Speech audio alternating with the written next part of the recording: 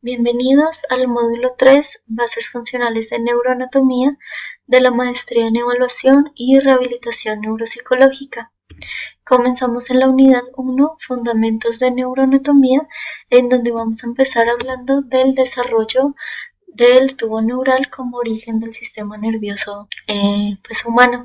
Vamos a tener que en un principio el tubo neural se va a subdividir en 3 vesículas, que son estas que vemos aquí, para después subdividirse en 5. Entonces el prosencéfalo se va a dividir en lo que va a ser el telencéfalo y el diencéfalo.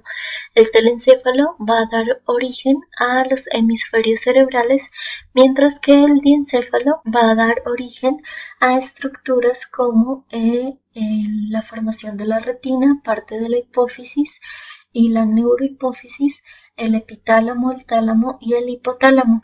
Por su parte, el mesencéfalo no va a tener ninguna subdivisión, sino que se va a quedar como el cerebro medio. Después, la tercera vesícula va a dar origen a 2 vesículas. El romboencéfalo va a dar origen a lo que es el metencéfalo, que por su parte va a formar estructuras como el cerebelo y el puente o protuberancia, mientras que el mielencéfalo va a dar origen al bulbo raquídeo. También vamos a tener aquí lo que es la médula espinal. Vamos a hacer esta subdivisión muy importante porque vamos a encontrar artículos científicos que nos van a hablar de infecciones o enfermedades a nivel supratentorial e infratentorial. Entonces el tentorio es una línea imaginaria que nos va a hablar de lo que es únicamente la estructura cerebral, mientras que la parte infratentorial vamos a hablar de lo que es el tallo cerebral y el cerebelo. Entonces esta es la diferenciación entre una infección, digamos, a nivel supratentorial, va a ser aquí, a una infección a nivel infratentorial. Por su parte, vamos a ver que el tallo cerebral se compone de estas estructuras que son el tálamo, el mesencéfalo, el puente y la protuberancia y la médula espinal. Este es un cuadro de resumen en donde están las subdivisiones del tubo neural. Vamos a ver que cuando el tubo neural no se cierra apropiadamente, que hablamos que el cierre del tubo neural tanto rostral como caudal se debe dar ya a los 28 días de gestación. Es decir, a los 28 días ya el tubo neural debe estar cerrado tanto en su parte caudal como rostral.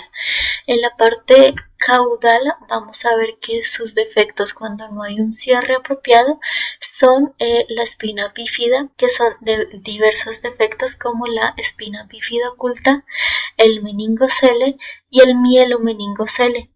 Mientras que a nivel rostral, cuando no hay un adecuado cierre del tubo a nivel rostral, vamos a encontrar que el feto va a presentar lo que es la anencefalia, que es prácticamente nace sin cerebro o con la mitad de su cerebro nomás.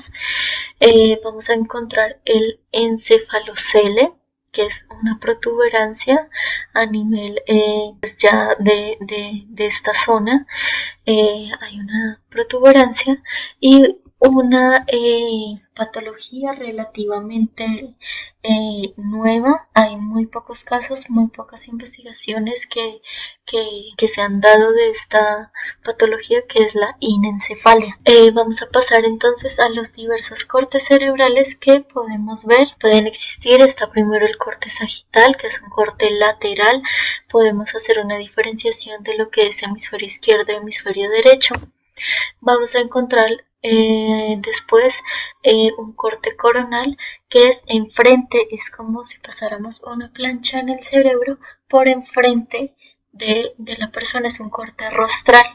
Vamos a ver estructuras por enfrente del cerebro. Después vamos a tener lo que son los cortes axiales y ventrales. El corte axial es como si estuviéramos viendo a la persona desde arriba, viendo al cerebro desde arriba, viendo sus estructuras desde arriba.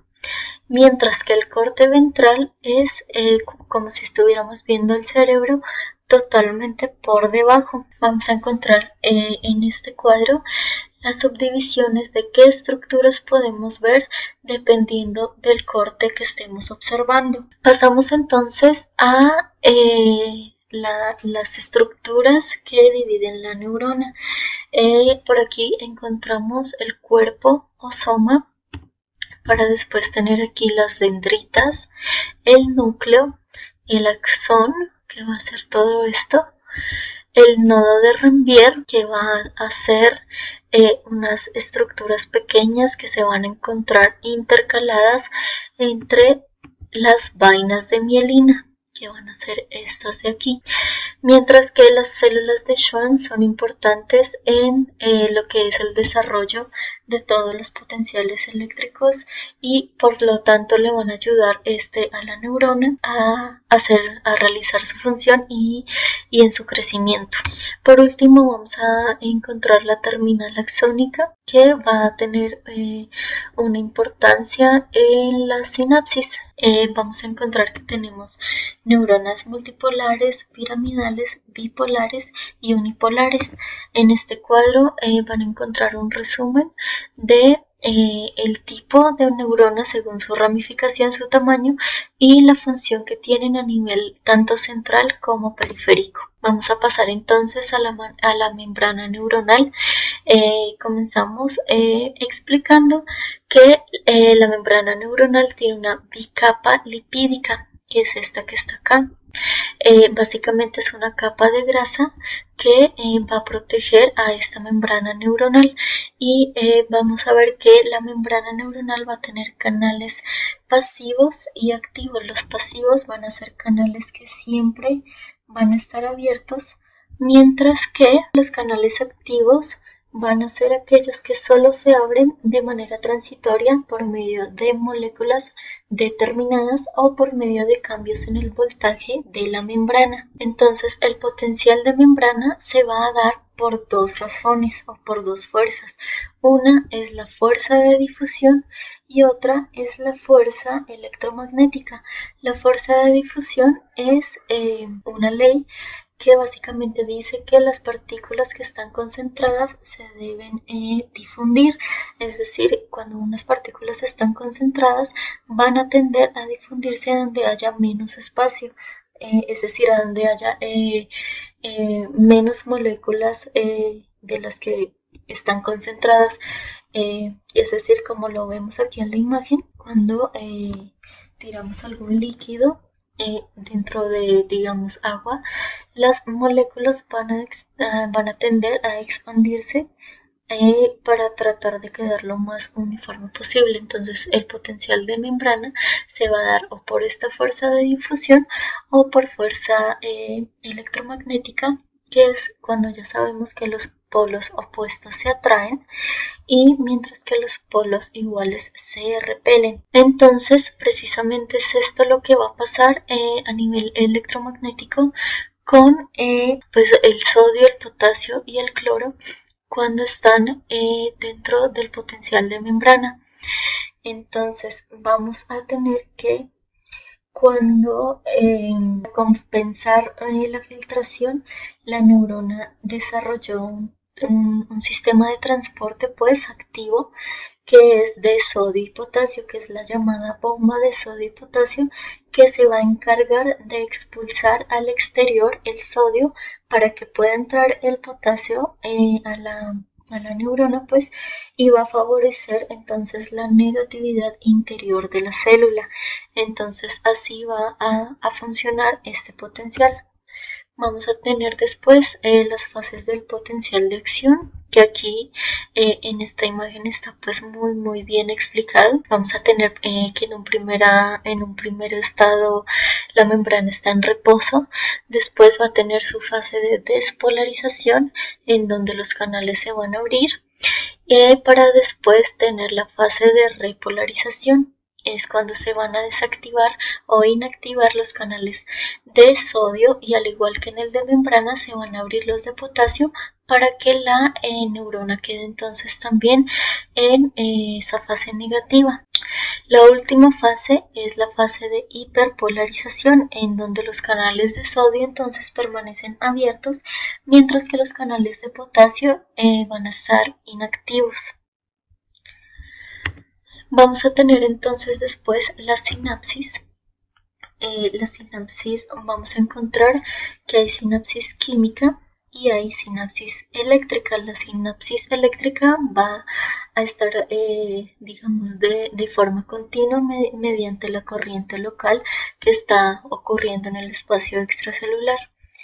Vamos a ver que la sinapsis química entonces son el tipo de sinapsis más frecuentes y se realiza básicamente cuando la transmisión sináptica es mediatizada por la liberación de sustancias químicas por medio, es decir, de neurotransmisores por parte de la neurona presináptica, es decir, esta. Entonces, la neurona presináptica va a liberar lo que son los neurotransmisores que van a interactuar con las moléculas específicas de la célula postsináptica y con sus receptores, hecho que ocasiona cambios en el potencial de la membrana postsináptico. Entonces, estos son los tipos de sinapsis. Recordemos que la más común es la química, mientras que la eléctrica simplemente es cuando la información se transmite por medio de corrientes locales y es continua con la membrana postsináptica, como si se tratara de una sola neurona. Esta es la sinapsis química, entonces, por medio de la cual los neurotransmisores van a ser expulsados y únicamente si hay un receptor en la neurona postsináptica que vaya a recibir a ese neurotransmisor, se va a dar la sinapsis química. Ahora tenemos los eventos de la maduración cerebral. Vamos a encontrar que el primero de ellos, que tiene lugar desde la concepción hasta más o menos la semana cuarta de gestación, como les hablaba del desarrollo del tubo neural, es la neurulación.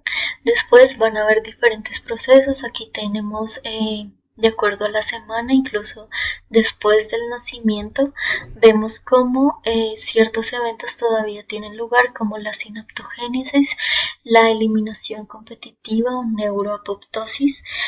Vemos como procesos de mielinización y ramificación dendrítica y axonal tienen lugar incluso hasta después de los 60 años.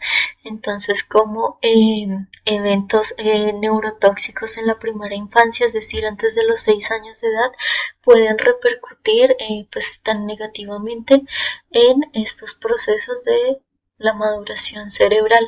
Ahora vamos a ver los neurotransmisores más comunes que más nos conciernen a nosotros de cierta forma. Vamos a empezar con la dopamina, que como ya sabemos es importante para la sensación de placer, memoria y rendimiento. Después está la serotonina, la noradrenalina, el GABA, el glutamato. Todos estos neurotransmisores nos van a ayudar a diferentes funciones a nivel neuropsicológico, como es la alerta, la disminución del dolor, la consolidación de la memoria, como lo es el glutamato, la serotonina, como la ansiedad y la depresión. También vamos a tener la acetilcolina, las taquicicinas y estos demás neurotransmisores que nos van a ayudar también en la regulación de emociones y en la consolidación de la memoria. Entonces, este va a ser todo por la unidad 1. Espero que haya sido de su agrado, de su entendimiento, y este es alguna de la bibliografía que ustedes van a poder encontrar.